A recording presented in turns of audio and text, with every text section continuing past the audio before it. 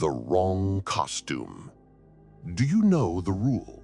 If you see someone in a Halloween costume you can't name, something too strange, too rare, you run.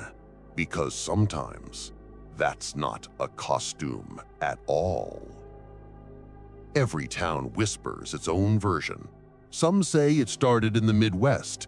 Others swear it was born in Los Angeles in the 80s. But the story is always the same. On Halloween night, if you see someone in a costume, not a vampire, not a witch, not a clown, but something wrong, like a figure from a dream you don't remember, don't stop. Don't ask. Don't even look twice, because they're not celebrating.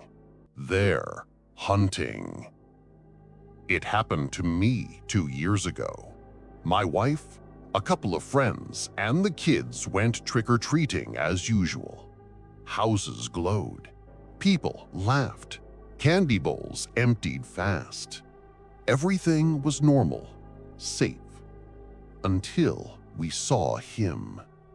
He didn't look like anyone else.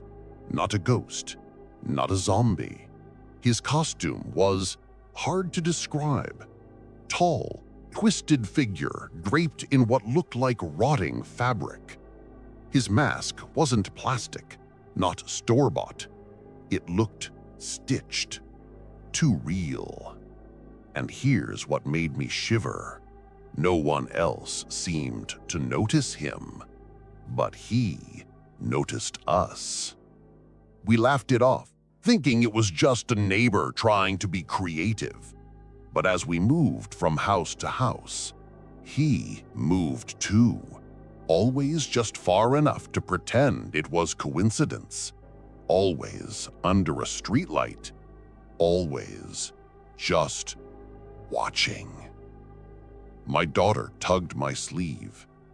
"Dad, he's not blinking." I looked. She was right.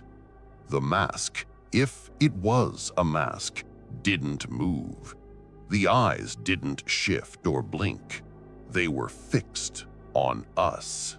We finally got home, locked the door, and laughed nervously.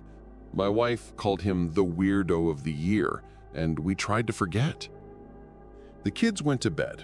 We cleaned up wrappers, blew out the candles. The night should have ended there.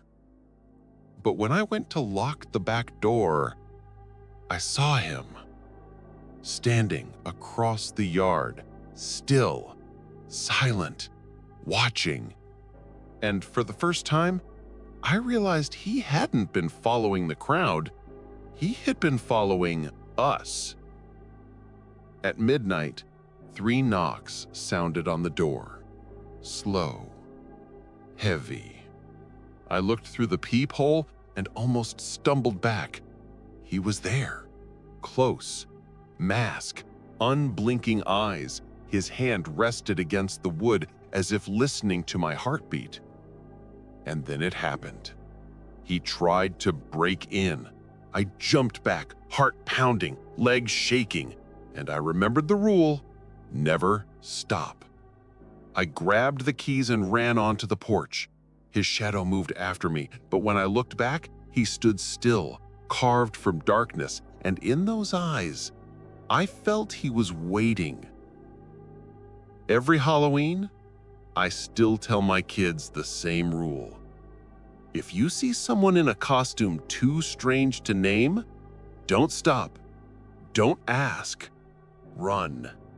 Because sometimes the scariest thing isn't the darkness behind the door. The scariest thing is walking right beside you.